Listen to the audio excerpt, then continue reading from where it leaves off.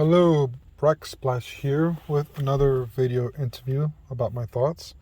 And this is the third time I'm making this video because my charming self didn't realize that getting off the video camera while it's recording makes it stop recording. So anyway, this is my thoughts about this series. It's an anime. It's called Housing Complex C. It was on Adult Swim, and I believe it's on HBO Max at the moment. It's a fairly simple story. The anime is about a little girl named Kimmy who lives with the other residents in the apartment, mostly old people, and some middle-aged here and there, but everyone's nice, everyone gets along. And then a family moves in, a little girl and her mother and father. This little girl's name is, believe it is Yuri.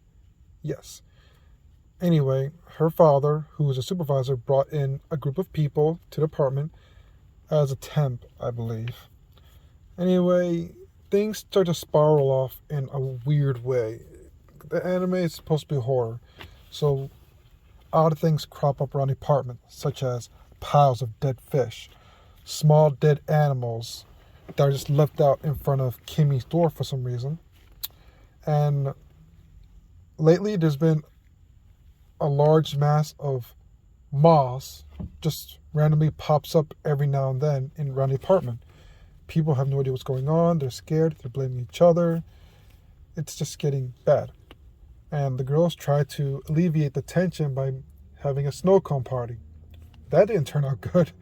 The strawberry snow cone, turns out it's blood. Yeah. So that made it worse. People are suspicious of each other. They're scared and angry. And the girls are trying to figure out what is going on. Anyway, the climax of the show turns out that Yuri and her family are serial killers.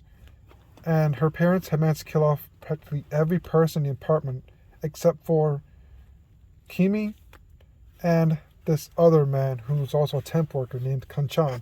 Big, tough dude, but a real nice guy. So it turns out this family, they use a ceremonial knife to kill for a pagan god that they worship. So the killing is supposed to be like a sacrifice, blood sacrifice. So Yuri chases Kimmy to this outside underground basement, I guess you could call it, but I'm not sure the correct term is, but it's outside the apartment. And when she gets there, it turns out Kimmy is a god. And she shows us by pulling out from behind her back severed body parts of Yuri's parents, casually saying, all right, well, that was fun. And she opens up the ceiling above them and blood comes out and covers Yuri.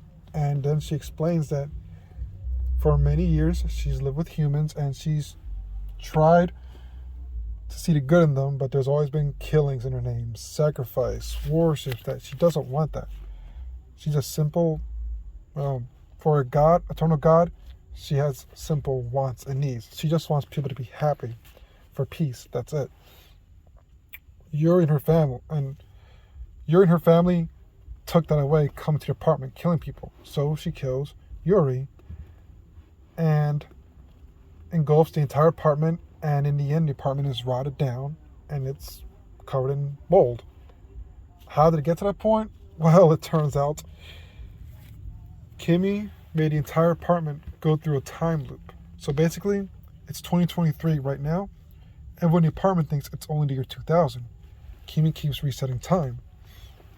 Only in that area. So people from outside will come in. I guess she'll alter their memories so they'll believe they're in the year 2000. But there was little clues that something was off. Such as the items in the basement outside. They had years that went as far up the copyrighted. I'm sorry, not the copyright. The year of when a product is made, they went as far up as 2022.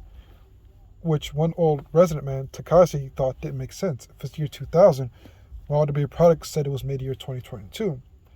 And this old man actually figured out Kimmy is a god. Everyone's in a time loop, and that, well, he doesn't blame Kimmy because she just wants everyone to be happy. And that's what she explains to Yuri. She's a god, she has a lot of power, but she never wants people to kill for her. She just wanted everyone to be happy. That's why the dead bodies that were starting to come up here and there, she turned them into moss so people wouldn't be upset. The piles of fish that were left around the apartment, those were the fish people. Literally humanoid with fish heads. They were leaving piles of fish so their god could come back so they could worship. But Kimi doesn't want none of that. She just wanted to be a simple girl living in an apartment where everyone's happy. But everyone died except for Kanchan, who managed to fight off the parents. And he survived because Kimi sort of helped him. Well, not sort of. She gave him an item that he recited an oath, so he lived through, I guess, the veil that Kimi lifted. And the last episode ends with Kimi blowing bubbles singing. It was an interesting show, alright. It felt like the whole...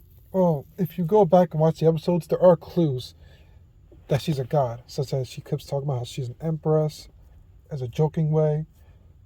It's just, if you're watching it, you wouldn't know what is going on at all. I had fun. For what it's worth, I had fun watching it. I would highly recommend it if you like horror anime with mystery. It's good. This is Backsplash, and for those 1 to 2 people watching, thank you. And if you have time, let me know what you thought of the show, and have a good day.